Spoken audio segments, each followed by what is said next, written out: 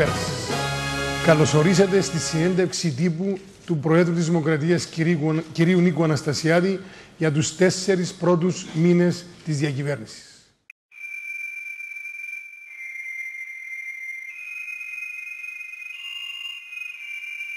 Κυρίες και κύριοι, δεν υπάρχει αμφιβολία ότι μια από τις μεγαλύτερες πληγές της οικονομικής κρίσης είναι η ολοένα και αυξανόμενη ενεργεία.